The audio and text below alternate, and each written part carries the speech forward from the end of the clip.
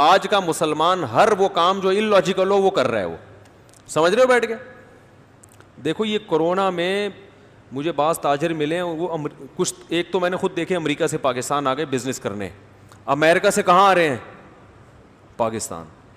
کہہ رہے ہیں امریکہ میں بزنس ابھی نہیں ہے, ابھی پاکستان کے پھلنے پھولنے کے دن ہے.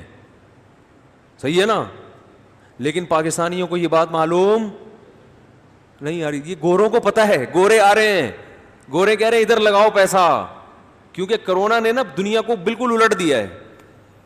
ہمارے استاد بہت ذہین ہیں, اللہ ان کی عمر میں برکت دی. انہوں نے فرمایا تھا کرونا پھیل رہا تھا شروع, انہوں نے کہا کرونا کے ختم ہونے کے بعد دنیا بالکل چینج ہو چکی ہوگی, بہت اٹک پٹک ہوگی. ابھی بہت سے مالدار غریب اور بہت سے غریب اوپر, تو اس میں وہ ترقی کرے گا جو کیا استعمال کرے گا؟ کھوپڑی. اور جو مکھنچو بن کے عاملوں پہ ڈالتا رہے گا نا بندش, جادو ٹونا, اور مجھے تو پتہ نہیں اللہ کا میرے ساتھ مسئلہ کیا ہے, میرے تو کوئی کام ہی نہیں ہوتا, میری تو شادی نہیں ہو رہی. کرونا میں شادیاں بھی ہوں گی کیونکہ موتیں مردوں کی زیادہ ہو رہی ہیں.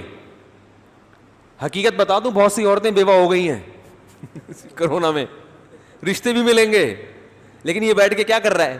مکھیاں مار رہا ہے بیٹھے بیٹھے, کہہ رہے کچھ ہو ہی نہیں رہا, کچھ مسئلہ ہی نہیں ہے. تو بالکل دنیا بہت حد تک چینج ہو چکا ہوگا. جیسے 9/11 سے پہلے کی دنیا اور 9/11 کے بعد کی دنیا میں فرق ہے نا, ایسا ہی کورونا سے پہلے کی دنیا میں اور کورونا کے بعد کی دنیا میں بہت بزنس چینج ہو رہا ہے.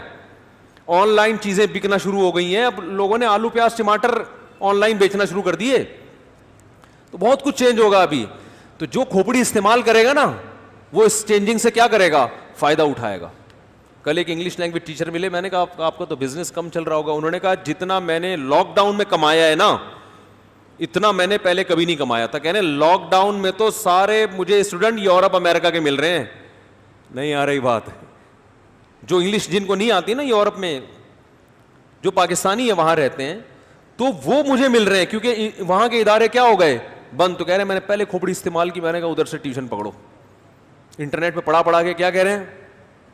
نوٹ چھاپ رہے ہیں معذرت کے ساتھ. تو کھوپڑی کوئی قوم اگر استعمال نہ کرے تو اس کے مقدر میں ذلت ہے. پھر یہ ذلت اللہ کی نعمت نہیں ہے کہ صحابہ بھی غریب تھے تو ہم بھی غریب ہیں.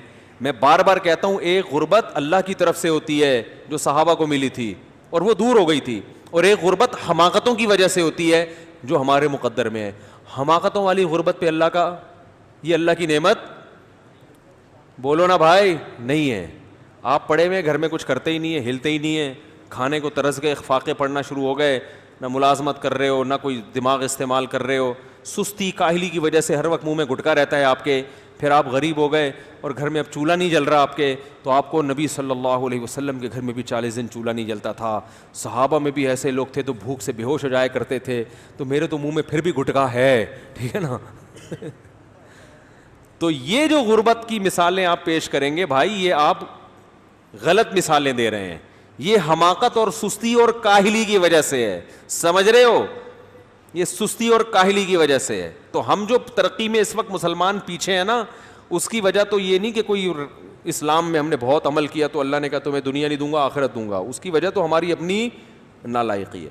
لیکن اصول یہ ہے کہ بعض دفعہ انسان محنت کرتا ہے پھر بھی نہیں ملتا, بعض دفعہ ایسے بھی ہوتا ہے, گوروں میں بھی ہر ایک کو تھوڑی ملتا ہے. لیکن اگر مل بھی جائے تو محض ملنا اس کی علامت نہیں ہے کہ اللہ آپ سے خوش ہے. کہ نافرمانوں کو بھی اللہ بہت زیادہ نواز دیتا ہے, اور فرما برداروں کو اللہ تعالیٰ بعض دفعہ ایسا ہوتا ہے کہ وہ تنگ زندگی عطا کرتا ہے. تنگ زندگی کی مراد یعنی غربت والی زندگی,